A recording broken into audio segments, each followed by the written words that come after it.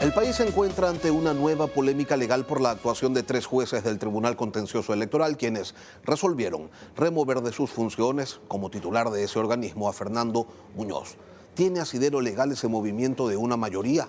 Lo vamos a revisar con el doctor Jorge Alviar Macías, ex magistrado del Tribunal Constitucional. Buenos días, doctor Alviar.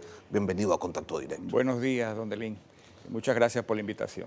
Sobre el Tribunal Contencioso Electoral, el Código de la Democracia señala que entre sus miembros se escogerá a un presidente que durará 3 años en funciones y que podrá ser reelecto. Nada dice el Código de la Democracia sobre la posibilidad de removerlo, las causales o el trámite que se debe desarrollar para hacerlo. ¿Eso significa, doctor, que no se podía remover de la presidencia a Fernando Muñoz?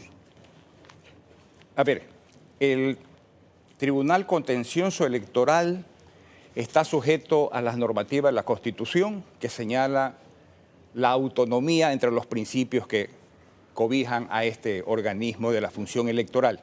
Y segundo, el Código Orgánico de la Democracia señala que los organismos de la función electoral están sujetos, para el caso de destitución, remoción y revocatoria del mandato, al Código Electoral, Código de la Democracia. Sin embargo, el Código de la Democracia no dice nada sobre la remoción del presidente del contencioso. Efectivamente, no dice nada al respecto.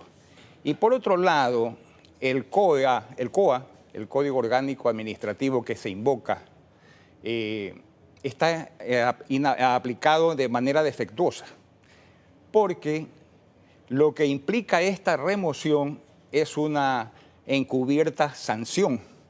Y para juzgar sanciones, el Código Orgánico Administrativo tiene todo un capítulo de procedimientos para instruir una acusación y luego sancionar, en el cual tiene la parte que está siendo llevada a ese procedimiento a ser escuchada, a plantear pruebas, etcétera, etcétera. Y hay un señalamiento muy expreso en el Código Orgánico Administrativo, en el artículo 248, y dice que en los casos de juzgamiento, los funcionarios que hacen la instrucción no pueden ser los mismos que sancionan. Ahora, cabe decir, doctor, y permítame asumir el rol de abogado del diablo, pero es posible que no se pueda remover autoridades que, por ejemplo, supongamos, no hubieran cumplido con sus funciones por falta de señalamiento específico en la norma. Es que sí hay un señalamiento en la norma. En el Código de la Democracia no dice nada. Constitución. En la Constitución se señala que los miembros de la función electoral pueden ser llevados a juicio político por el incumplimiento de sus obligaciones y funciones. Es decir, cualquier juez que incumpla, no solamente de la función electoral, de la función judicial, puede ser llevado a la Asamblea y en un juicio político. Administrativas incluso, en el órgano de control político. Es que se tratan de cumplimiento de obligaciones y de funciones, que eso cae dentro del ámbito administrativo también. El artículo 66 del Código de la Democracia, doctor, señala que se pueden adoptar resoluciones de gestión con el voto positivo de 3 de sus miembros. ¿No está allí la validación de lo actuado? Absolutamente no. ¿Por qué?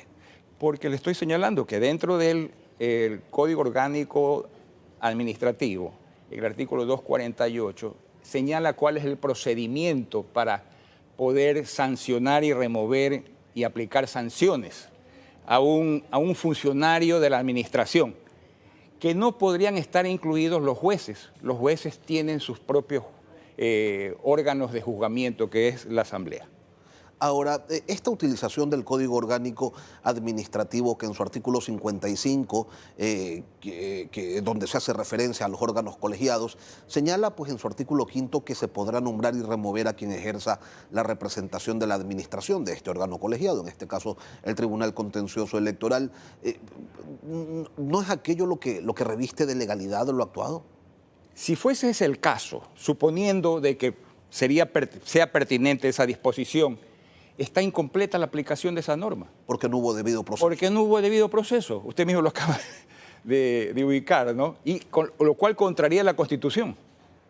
porque nadie puede ser juzgado sino por un órgano competente y luego de que se haya cumplido el establecimiento de una pena, de una norma expresa que justifique su juzgamiento y sanción.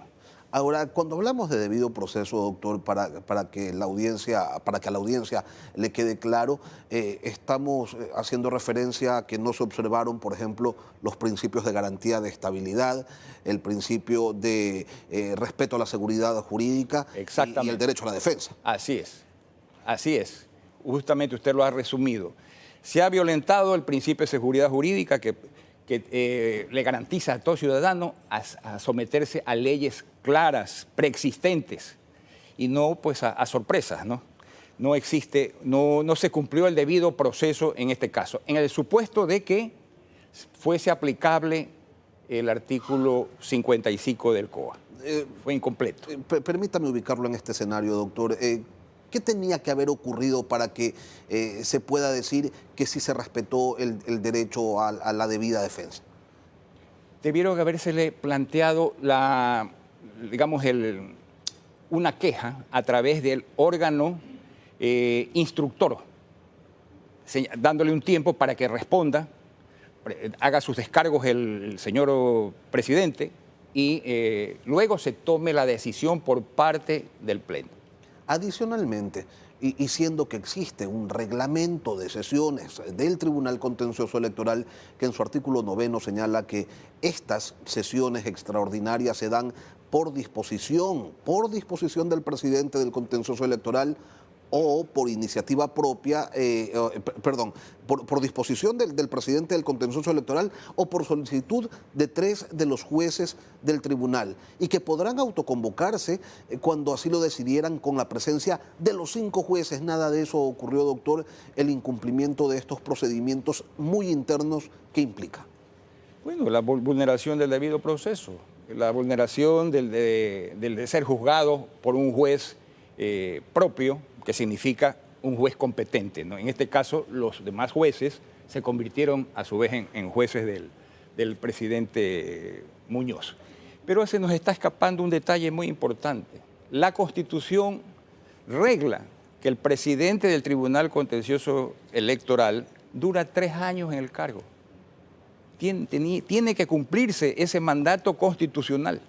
Hay una garantía de estabilidad. Sin embargo, antes en ese mismo contencioso electoral, pues no se ha respetado ese principio y claro, hay quienes dicen, bueno, si ya existe la tradición de respeto, uno más, uno menos, da lo mismo.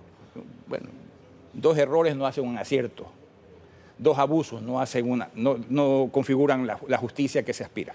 Y no debería ser la norma el incumplimiento de lo dispuesto en la Carta Magna. Ahora, ¿cómo se puede confiar, doctor, no sé, en que impartan de manera correcta justicia electoral un grupo de personas que son incapaces que son capaces de inobservar pues, las disposiciones propias, el código de la democracia, de hacer interpretaciones antojadizas al Código Orgánico Administrativo y de poner las disposiciones constitucionales en el tacho de la basura? O sea, ¿cómo se puede confiar en esos jueces?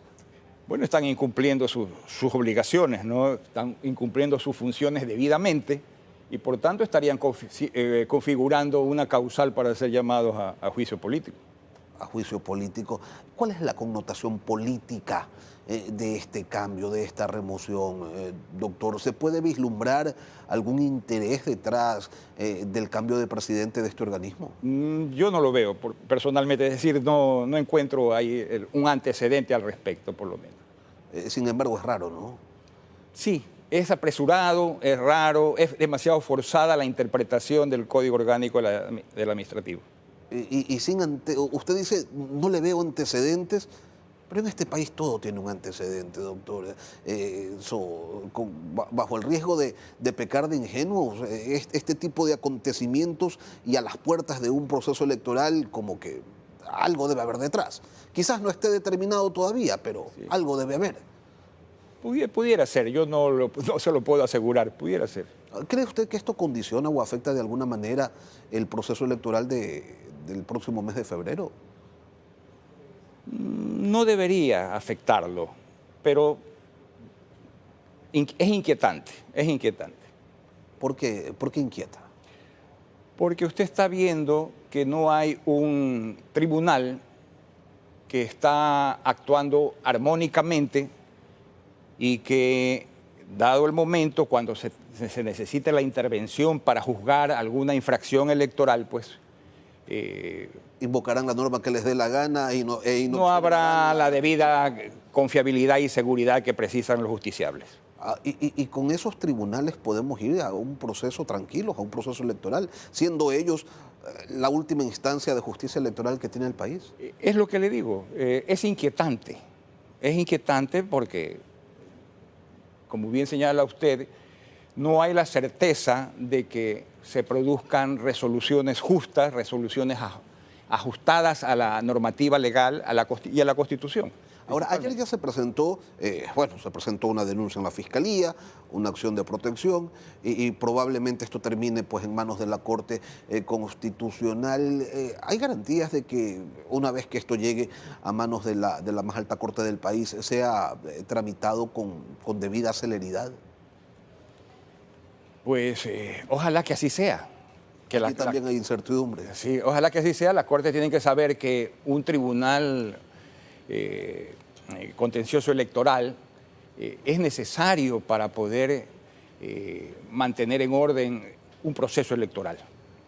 Jorge Alvear, profesor de Derecho Constitucional en la Universidad del Río. Gracias por acompañarnos, doctor, hoy aquí. Gracias a usted por su invitación.